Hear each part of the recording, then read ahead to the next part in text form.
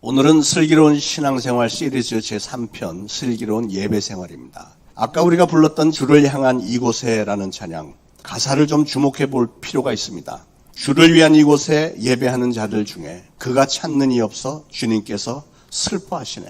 주님이 찾으시는 그 한 사람, 그 예배자, 내가 그 사람 되길 간절히 주께 예배하네.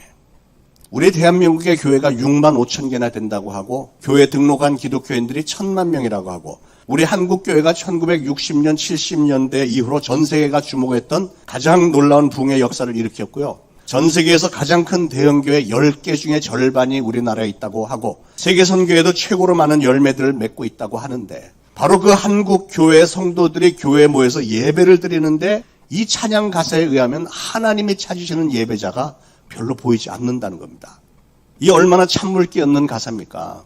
그런데 오늘날 코로나 사회적 거리두기로 인해서 우리가 예배를 마음껏 드릴 수 없는 상황이 되고 보니 더군다나 이 찬양 가사는 우리를 바라보시는 하나님의 심정을 정말 확실하게 대변해주고 있다, 이런 생각이 듭니다.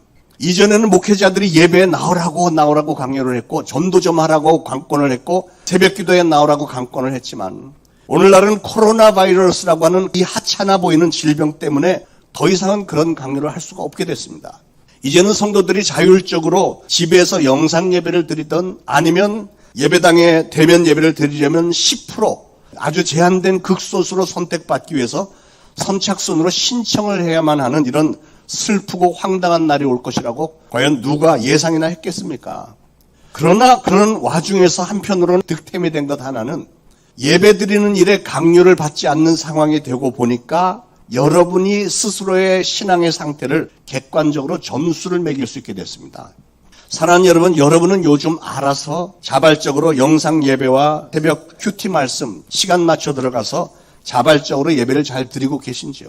그리고 영상으로 예배를 드리는 여러분의 자세는 과연 예배당에 나와서 예배 드릴 때처럼 경건하게 드리고 계십니까? 이 영상이 나가게 되면 혹시 설거지하면서 지금 이 설교를 듣고 계신 분은 혹시 안 계신지, 그것도 속옷바람에, 그건 예배자의 자세라고 할 수 없습니다. 그냥 구경꾼이죠. 이런 것 하나만 점검을 해봐도 오늘 여러분 자신의 진짜 신앙의 상태를 알 수 있지 않겠습니까? 즉 나는 그동안 자율적이고 진정한 예배자였는지, 아니면 요즘에 내 영적 상태를 보니까 그동안은 단지 목사님이나 신앙의 동료들의 분위기에 휩쓸려서 마지못해서 교회에 나와서 그냥 예배를 드렸던 것은 아니었는지, 나는 과연 하나님이 찾으시는 바로 그 예배자가 맞는지, 아니면 주일 예배라고 하는 시간과 공간에 마지못해서 나와야만 그래도 그나마 온전하게 예배를 드릴 수 있었던 연약한 예배자는 아니었는지요. 오늘날 이렇게 예배당에 나오는 일에 대해서 압제를 받으면서 이제는 우리 각자의 신앙의 상태를 명확하게 진단할 수 있는 기회가 주어진 것 같습니다. 사랑하는 여러분, 진정한 예배자는 어떠한 상황에도 불구하고 누가 나를 지켜보든 아니든 코람되어 나를 지켜보시는 하나님 앞에서 우리의 중심에서 우러나오는 하나님을 사모하는 마음으로 예배를 드리는 그 사람이 진정한 예배자 아니겠습니까? 나는 과연 얼마나 하나님 만나기를 사모하며 얼마나 많이 하나님께서 나에게 주실 영의 양식을 사모하고 나왔는가?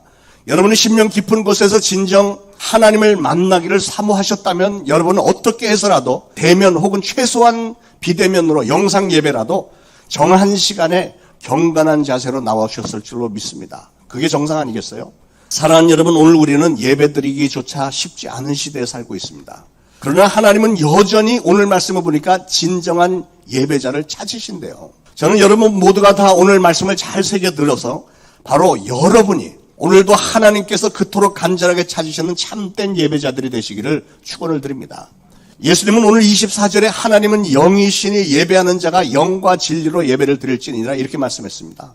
우리가 성숙한 믿음의 삶을 살기 위해서는 우리는 반드시 예배에 힘써야 됩니다. 그래서 우리 교회의 첫 번째 비전이 바로 예배에 성공하는 교회가 되자 그거잖아요. 그래서 오늘은 하나님은 과연 어떤 예배자를 찾으실까? 하나님의 마음에 쏙 드는 진정 슬기로운 예배란 어떤 예배일까 하는 것을 여러분과 좀 나누려고 합니다. 여러분, 예배가 뭡니까? 예배라는 것은 하나님의 거룩하심과 존귀하심과 영광에 대해서 경의를 표하는 것, 하나님이 되심을 내 마음속에 깊이 인정을 하고 그 고백을 늘 선포를 하면서 하나님 앞에 우리의 몸과 마음과 정성을 바치는 것이 예배입니다. 그러므로 예배의 목적은 복을 받는 게 목적이 아닙니다. 여러분이 예배에 나와서 은혜를 받는 게 목적이 아닙니다. 물론 예배에 나오면 축복도 받고 은혜도 받지만 우리가 하나님 앞에 예배드리러 나올 때 그 목적은 그게 아닙니다. 우리는 우리의 마음과 목숨과 뜻과 힘을 하나님 앞에 바쳐서 사랑하고 섬기기 위해서 나온 겁니다. 그게 예배의 목적입니다. 하나님 앞에 나와서 내 삶을 돌아보면서 지금까지 하나님은 나와 동행해 주셨고 필요한 모든 것을 다 채워주셨고 나를 도와주셨고 여기까지 인도해 주신 것에 대해서 그리고 앞으로 나의 길을 열어주실 것에 대해서 감사를 하고 찬양을 하고 마음을 바치고 헌금을 바치고 또 내 이웃을 내 몸과 같이 사랑하라 하신 주님의 명령 따라서 모인 성도들끼리 아름다운 사랑의 교제를 나누는 행위, 이런 모든 것을 통틀어서 예배라고 하는 겁니다. 사랑하는 여러분, 우리는 예배 시간에 우리의 마음을 세상의 허탄한 것에 두어서는 안 되겠습니다. 여러분이 예배를 드리는 중에 눈은 이쪽을 쳐다보고 있는 것 같은데 여러분의 마음속은 세상에 여기저기 돌아다녀도 안 되겠어요. 오늘이 갯돈 타는 날인데 김 집사가 안 나왔네. 오늘 결혼식장 가야 되는데 오늘따라 목사님이 이렇게 설교가 길어. 예배 중에 이런 산만한 마음으로 예배를 드려서도 안 된다고 말입니다. 예배 시간에 우리는 마음을 정결하게 하고 특별히 선포되는 말씀에 귀와 온 마음을 총집중을 해야 됩니다. 하나님은 나에게 오늘 어떤 메시지를 주실까? 그렇게 사모하는 마음으로요. 오늘 예수님은 참되게 예배하는 자들은 영과 진리로 예배한다 그랬는데 여기서 영과 진리로 예배한다는 게 무슨 뜻일까요? 잠시 좀 생각을 해보겠습니다. 예배는 첫 번째로 하나님을 우리의 예배의 대상으로 여기는 것입니다. 우리는 우리의 창조주이신 하나님에게 예배를 드려야 하는 본분과 의무를 지녔습니다. 그런데 하나님은 영이시기 때문에 우리는 반드시 영으로 예배를 드려야 된대요. 그러면 영으로 예배를 드리는 것은 어떻게 해야 가능할까? 성경 몇 군데를 좀 찾아보겠습니다. 베드로전서 2장 5절에 보니까 너희도 산 돌같이 신령한 집으로 세워지고 예수 그리스도로 말미암아 하나님이 기쁘게 받으실 신령한 제사를 드릴 거룩한 제사장이 될지니라. 여러분들이 신령한 예배를 드리기 위해서는, 하나님이 받으실 만한 예배를 드리시기 위해서는 여러분 한 분 한 분이 거룩한 제사장이 되셔야 된대. 이게 엄청난 얘기 아닙니까? 로마서 12장 1절에는 너희 몸을 하나님이 기뻐하시는 거룩한 산 제물로 드리라. 이는 너희가 드릴 영적 예배니라 그랬고, 오늘 요한복음 4장 24절에는 하나님은 영이시니 예배하는 자가 영과 진리로 예배할지니라 그랬습니다. 그러니까 이 말씀들을 종합을 해서 볼 때 예배를 드리는 성도들, 즉 여러분들은 거룩한 제사장이 돼야 되고 여러분의 몸을 거룩한 산 제물로 드리는 예배가 돼야 되고 그리고 영과 진리로 예배를 드려야 한다는 겁니다. 히브리 말로 예배를 샤하라고 하는데 샤하의 뜻은 뭐냐면 하나님 앞에 나올 때 자기 자신을 완전히 땅바닥에 바짝 엎드려갖고 얼굴을 땅바닥에 대고 벌벌 떠는 거, 이게 샤하라는 단어의 뜻입니다. 이스라엘 사람들은 하나님 앞에 나올 때 그렇게 나왔다는 거예요. 바짝 엎드려갖고 왕 앞에 나올 때도 그렇게들 보통 했잖아요. 그런데 더군다나 하나님 앞에 나올 때는 그렇게 하는 거죠. 그게 원래의 예배의 자세입니다. 하나님 앞에서 나의 낮은 것을 표현하는 거, 이게 바로 우리 신앙인들이 가져야 할 기본적인 예배의 자세라는 거죠. 오늘 요한복음 4장 23절에 아버지께 참되게 예배하는 자들은 영과 진리로 예배할 때가 오나니 곧 이때라. 아버지께서는 자기에게 이렇게 예배하는 자들을 찾으시느라 그랬습니다. 여기 보니까 하나님은 영과 진리로 참되게 예배하는 자들을 뭐 하신다고 그랬어요? 찾으신다고 그랬어요. 찾으신다. 찾으신다는 말은 그러는 사람이 많다는 얘기입니까? 별로 없다는 얘기입니까? 별로 없으니까 찾으시겠죠. 오늘날 전 세계 크리스찬이 24억이나 된다고 그래요. 24억 명의 크리스찬이 있는데 그런데 하나님은 뭘 하신다고요? 예배하는 사람을 찾으신다는 거예요. 여전히. 아니 24억이나 되는 크리스찬들이 주일만 되면 하나님 앞에 나가서 예배를 드리는데 그 정도면 괜찮은 거 아닌가 생각이 드는데 도대체 뭐가 부족해서 하나님은 예배 드리는 사람을 찾으신다는 것일까요? 그런데 우리가 말씀을 눈여겨봐야 돼요. 하나님은 그냥 예배 드리는 자를 찾으시는 게 아니고 참되게 예배 드리는 자를 찾으신대요. 참되게 예배를 드리는 사람. 그 이유는 그렇게도 많은 24억이나 되는 인구 중에도 하나님의 마음에 쏙 들 만큼 참된 예배를 드리는 성도가 많지를 않다는 얘기입니다. 이거 심각한 말씀 아닙니까? 진짜 예배자가 없다는 거예요. 물론 이 말씀은 2000년 전에 기록된 말씀이지만 그 당시나 지금이나 그렇게 큰 차이가 없어 보입니다. 사랑하는 여러분, 하나님은 지금 이 시간에도 true worshiper, 진짜로 예배드리는 성도를 찾고 계신다는 사실을 기억하시길 바랍니다. 저는 우리 초대신앙교회 성도님들이 바로 하나님께서 그토록 애타게 찾으시는 진짜 예배자들이 되기를 간절히 소원하며 그렇게 되기를 축원합니다. 자, 그렇다면 도대체 무엇 때문에 하나님의 마음에 흡족한 예배자가 별로 없는 것이며, 그러면 하나님이 진짜로 원하시는 예배는 어떤 수준의 예배일까요? 오늘 본문에 하나님께 참으로 예배를 드리는 사람은 어떻게 한다고요? 하나님은 영이시니 예배하는 자가 영과 진리로 예배할지니라. 이런 예배자를 찾는데, 영과 진리로 예배를 드리는 사람을 찾는데요. 자, 그러면 영과 진리라는 게 뭘까요? 영어 성경을 보면 뜻이 분명해지는데 이렇게 됩니다. God is spirit. 하나님은 영이시다. And his worshippers must worship him. 그를 예배하는 자들은 그를 예배해야 된다. 그런데 어떻게 예배를 해야 되느냐? In spirit, 영으로. And in truth, 그리고 진리로 예배해야 된다는 거예요. 자, 먼저 in spirit, 영으로 예배해야 된다고 했는데, 영으로 예배해야 된다는 말에 담겨있는 뜻은 뭘까? 아담의 죄로 말미암아 우리는 태어날 때 죄인으로 태어났습니다. 그렇죠? 그리고 태어날 때 바로 그 죄 때문에 영은 죽은 상태로 태어났잖아요. 아담의 죄 때문에. 우리는 영이 죽어서 태어났기 때문에 영이신 하나님을 예배할 수가 없는 존재로 태어났다는 거예요. 하나님은 영이시기 때문에 우리가 영으로 밖에는 예배할 수 없다고 했고, 우리가 영으로 예배하기 위해서는 우리의 영이 살아나야만 영으로 예배드리는 게 가능해진 겁니다. 그러면 어떻게 해야 우리의 영이 살아날 수 있을까요? 창세기 2장에 태초에 하나님이 인간을 만드셨을 때, 아담을 만드셨을 때 그 코에 생기를 불어넣고 그가 생명이 되었다고 그랬잖아요. 그때 하나님께서 인간에게 불어넣으셨던 그 생기와 동일한 하나님의 영이신 성령을 받은 사람은 죽었던 영이 다시 살아나게 되는 거예요. 그걸 가리켜 신학적인 용어로는 중생했다 또는 거듭났다 이렇게 얘기한 겁니다. 그런데 우리가 성령을 받기 위해서는 반드시 예수 그리스도를 내 구주로 영접을 해야 그 다음에 일어나는 단계가 성령을 받는 거예요. 그렇게 성령을 받는 사람이 중생이 되고 거듭날 수 있는 것이죠. 하나님은 그렇게 예수를 영접하고 성령을 받은 사람이 영으로 드리는 예배를 찾으신다는 것인데, 문제는 하나님의 탄식은 그렇게 성령을 받은 사람이 많지 않다는 게 문제이고, 그렇기 때문에 하나님은 찾으신다는 거예요.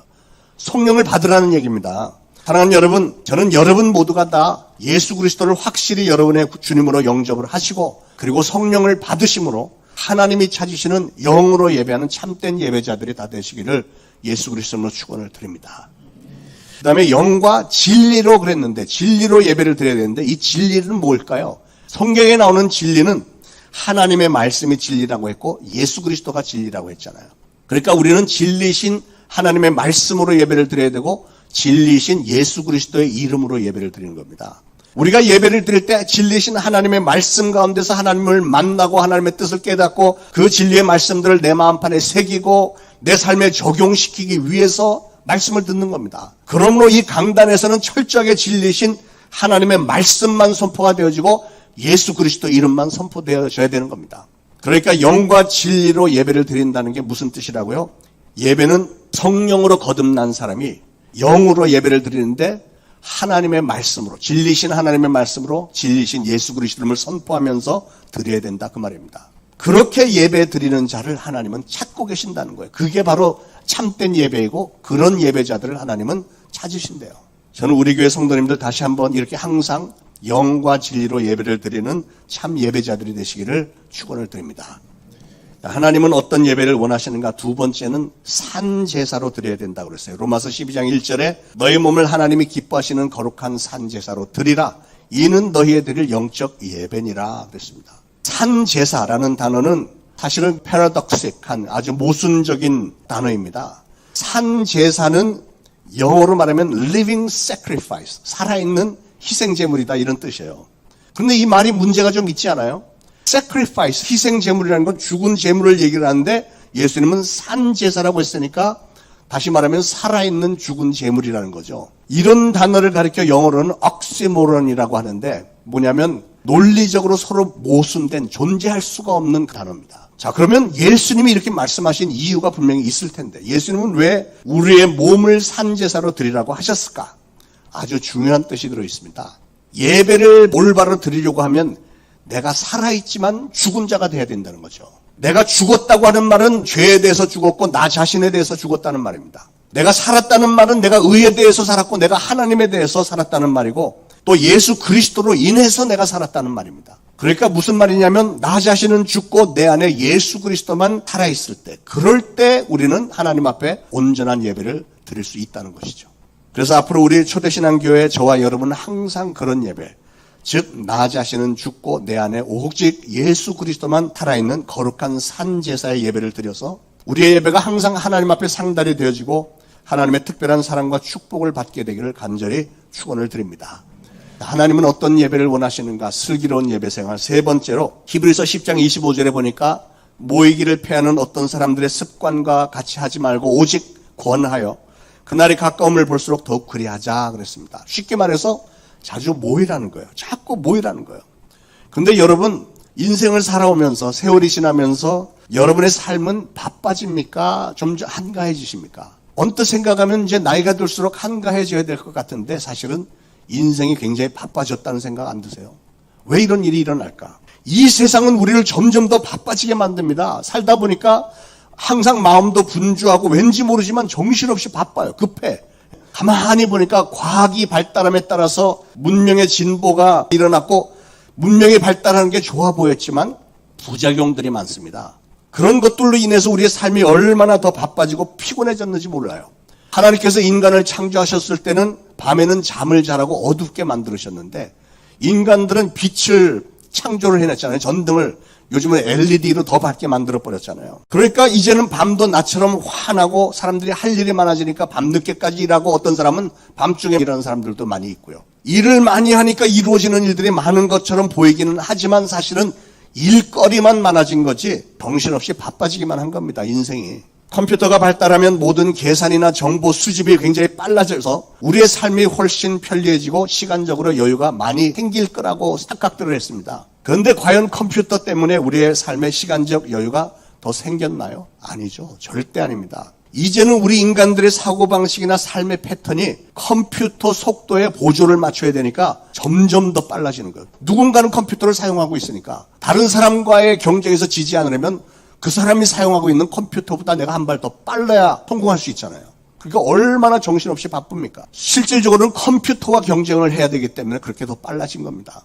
그런데 심각한 문제는 그렇게 바빠지다 보니까 신앙생활을 하기가 점점 더 어려워지는 거죠. 더군다나 코로나 바이러스가 전 세계를 강타한 지금 모이는 일이 더 힘들어졌습니다. 그렇게 이모저모로 바빠지니까 어떤 결과가 와요? 모이기를 패하게 되는 일들이 벌어지는 거예요. 성경에 경고했던 그 말씀 그대로 지금 이루어지고 있는 겁니다. 대부분의 교회들이 수요 예배, 금요 예배 거의 안 모입니다. 새벽 기도에도 안 모이는 교회들이 굉장히 많습니다. 교회 모임을 아예 주일 예배 딱 한 번으로 때우는 교회가 너무 많아졌습니다. 모이기를 패하는 일들이 지금 벌어지고 있는 거예요. 한 가지 예로 3주 전에 제가 슬기로운 기도 생활 설교하면서 새벽 기도에 열심히 나올 걸 강력하게 호소했는데 별 차도가 없어서 지난주에 제가 또 한 번 호소를 했더니 여러분의 마음속에는 아유 그러게 목사님이 저렇게까지 외치시는데 왜 그렇게 새벽 기도들 안 나갈까? 아유 목사님도 힘드시겠어? 다들 그런 표정이었는데 이번 주간도 똑같았어요. 왜 그랬을까? 그건 하나같이 다른 사람들은 다 좀 새벽 기도 나가야 될 것 같은데 자기는 못 나갈 이유가 있는 거예요. 지금까지 설명들은 그런 세상이 되어버렸기 때문에 그런 겁니다. 그러나 성경은 여전히 말씀합니다. 그날이 가까움을 볼수록 더욱 모이라. 여러분 이 말씀에 귀 기울이시기 바랍니다. 새벽 기도 좀 나오시기 바랍니다. 우리는 성경대로 사는 교회가 되기를 원합니다. 물론 사람들은 야 세상이 바빠 죽겠는데 무슨 그렇게 자주 모이냐 이렇게 말할 수 있겠어요. 그러나 여러분 도대체 무엇 때문에 그렇게 바쁜지 한번 생각을 해보세요. 이 세상에 신앙보다 중요한 게 어디 있습니까? 여러분 인생을 살면 살수록 더 확실해지는 건 세상에 신앙보다 중요한 건 없는 겁니다. 신앙생활 중에서도 예배 드리는 일보다 더 중요한 게 어디 있다고 하나님께 예배 드리는 일을 제쳐놓고 뭐가 그렇게 바쁩니까? 하나님에게 등을 돌리고 그렇게 서둘러서 가는 것이 어딥니까? 혹시 차마 제가 제 입으로 말할 수 없는 거기 아닌가요? 저 아래? 여러분 지금 이 세상은 마지막 때를 향해서 그 어느 때보다도 빠른 속도로 줄다름을 치고 있습니다. 성경에 예언된 마지막 날의 예언들이 그대로 다 이루어지고 있는 걸 우리가 날마다 보고 있잖아요. 점점 더 심해지고 있잖아요. 세상을 보세요. 뉴스를 한번 보세요. 무슨 얘기들이 나오나. 난리와 난리의 소문이 난무하고 나라가 나라를 민족이 민족을 대적해서 전쟁을 일으키고 처체 기근과 지진과 무서운 온역이 성경에 기록된 그대로 코로나 바이러스 이런 것들이 세상을 공포 속으로 몰아넣고 있지 않습니까? 여러분, 이 세상에 지금 도대체 어디로 흘러가고 있는 겁니까? 오늘 세상 돌아가는 일들을 보면서 우리는 소스라치게 놀라야 됩니다. 2000년 전에 또 그 이전에 예고되었던 마지막 날의 징조들이 지금 너무나도 정확하게 굉장히 빠르게 이루어지고 있지 않냐 말입니다. 그런데 성경은 마지막 때가 가까움을 볼수록 뭐를 하라고요? 더욱 모이기를 힘쓰래요. 우리가 신앙인이라면 하나님의 말씀 따라서 살아야 되는 것 아닙니까? 지금 이 마지막 때에 모여서 예배 드리는 것이 그렇게 중요하다는 거예요.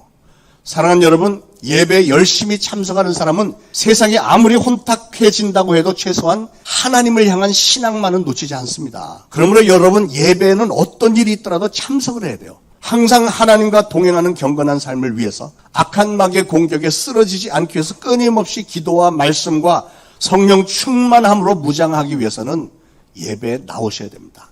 영상 예배만 갖고는 성령 충만해지기 힘들어요. 모여서 이 자리에서 같이 막 으쌰으쌰가 돼야 되는 거예요. 자, 이제 예배 드리는 자세에 대해서 말씀드리겠습니다. 예배는 어떤 자세로 드려야 하는가? 첫째, 하나님과 약속한 시간을 하나님을 경외하는 마음으로 잘 지켜야 됩니다. 민수기에서 하나님은 예배는 정한 시간에 드리라 이랬습니다. 여러분, 예배는 하나님을 만나기 위해서 나오는 겁니다. 그렇기 때문에 하나님과의 약속 시간은 철저하게 지켜야 되는 거예요. 여러분이 하나님이 살아계신 것을 믿고 하나님을 사모하는 마음이 있고 하나님을 경외하는 마음이 있다면 어떻게 감히 예배 시간에 늦을 수 있겠습니까? 만약에 대통령이 소집한 모임에 여러분이 초청을 받았다. 그러면 여러분 그 모임에 늦을 수 있겠어요? 아마 여러분 대부분은 2시간 전에 도착할 거요. 인간인 대통령을 만나도 그럴진데 그 대통령에게 생명을 주신 하나님을 만나는 자리에 그렇게 늦을 수 없죠. 생명을 걸고라도 지켜야 됩니다. 어떤 일이 있더라도 성수주의를 하시길 바랍니다. 자, 예배는 어떤 자세로 드려야 되는가? 두 번째로는 우리의 마음과 정성과 뜻을 다해서 드려야 됩니다. 우리의 마음과 정성, 뜻. 여러분의 삶 전체를 바쳐서라도 예배를 드리라는 거예요. 하나님 앞에 바칠 헌금은 집에서부터 미리 정성껏 준비해서 봉투에 넣어서 오시기 바랍니다. 가장 정결한 것으로 준비해 오는 것이 마땅한 자세입니다. 예배당에 왔으면 일단 하나님 앞에 앉아서 기도로 하나님과 깊은 교제 나누고 그 다음에는 주보를 펼쳐서 성경 말씀을 찾아서 읽어보고 이 말씀을 통해서 우리 목사님을 통해 오늘은 어떤 말씀을 주실까 사모하면서 두근거리는 마음으로 또한 경건한 자세로 예배에 임하시길 바랍니다. 영상으로 예배를 드리는 분들도 동일하게 그렇게 하셔야 됩니다. 말씀을 들을 때는 여러분들처럼 이렇게 설교자의 눈을 바라보면서 진지하게 들으시길 바랍니다. 말씀에 은혜 받는 사람은 역시 설교자의 눈을 뚫어져라고 아주 집중해서 보는 그분들이 은혜 받는 거예요. 그렇게 적극적인 자세로 마음과 정성과 뜻을 다해 예배 드리는 사람을 하나님은 당연히 만나주시고 당연히 축복해 주지 않으시겠습니까? 예배 들어오실 때 전화기를 끄는 건 하나님 앞에 예배 드리는 성도의 기본적인 예의입니다. 신방 가서 예배를 드리는데 말씀 마치고 기도를 하는데 전화벨이 띠리링 울리니까 여보세요. 목사님 오셔서 예배 드리는데 괜찮아. 얘기해. 이게 말이 되는 얘기예요. 예배 중인데 괜찮아. 얘기해. 그리고 조금 있으니까 따라라라라라라라 벨 소리가 울려. 남편이 일어났고 누구세요? 인터폰으로 하니까 짜장면 왔습니다. 삑. 그러고서는 이제 기도 끝나고 이렇게 눈을 뜨면 그 부인은 여전히 전화기가 귀에 붙어 있고 남편은 짜장면을 하고 부엌으로 가져가고 저하고 신방 같이 간 분들만 기도한 거예요. 그럴 거면 뭐하러 신방 갔습니까? 우리가 신방 가는 건 그 가정을 위해서 예배 드리고 예배를 통해서 하나님의 축복을 받기 위해서인데 이분들은 전화 받는 게 더 중요하고 짜장면 받는 게 훨씬 더 중요하니까 그럴 예배면 차라리 안 드리는 게 낫지 않겠어요? 하나님이 그 예배를 기뻐하시겠어요? 오히려 불쾌하지 않으실까? 그런 예배는 차라리 드리지 않는 게 나을 뻔했습니다. 여러분, 우리가 예배에 성공하겠다, 하나님의 축복을 예배를 통해서 받겠다고 하면서 진지한 자세로 앉아서 진실된 마음으로 신앙 고백을 하고 온 몸과 마음을 바쳐서 경배와 찬양하고 축복의 말씀 한마디라도 놓칠까 집중해서 듣고 적극적인 자세로 예배를 드리면 하나님께서 왜 은혜를 베풀지 않으시겠습니까? 그게 바로 슬기로운 예배잖아요.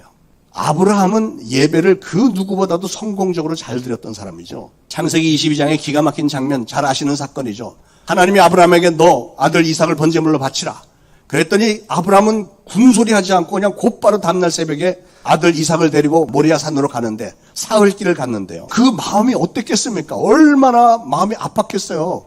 이 아들이 어떻게 해서 얻은 100세 얻은 아들인데 그것도 딱 하나 있는데 얘를 잡아서 바치라니요. 얼마나 그 마음이 힘들었겠어요.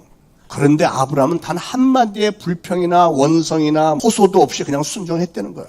드디어 모리아산에 도착해서 아브라함이 이삭을 꽁꽁 묶고 그냥 칼을 내리는데 천사가 막 막잖아요. 아브라함 손대지 말라. 네 아들 이삭을 바치려고 한 네 믿음 내가 알았다 하면서 중단을 시켰죠. 그랬으면 바로 그 다음 장면이 중요해. 그 다음 장면은 어떤 장면이 연상이 됩니까? 여러분, 아브라함은 자기 인생의 가장 소중한 사람 이삭을 죽일 뻔했다가 이제는 안 죽여도 된대. 얼마나 감격스러워요. 그러면 이삭아 아들 하면서 막 끌어안고 펑펑 울고 이렇게 했어야 정상일 것 같은데 성경에는 그런 얘기가 한마디도 없어요. 그 다음 장면에 곧바로 뭐라고 돼 있냐면 아브라함이 눈을 들어 살펴본 즉 한 수량이 뒤에 있는데 뿌리 수풀에 걸려 있는지라 아브라함이 가서 그 수량을 가져다가 아들을 대신하여 번제로 드렸더라. 여러분, 이 장면 곰곰이 생각을 해보세요. 저는 아브라함이 정말 신앙의 천재라고 생각을 합니다. 신앙의 천재. 천사가 아들을 죽이지 말라고 하자마자 아브라함이 제일 먼저 했던 행동이 눈을 들어서 사방을 살펴봤대. 왜 그랬을까?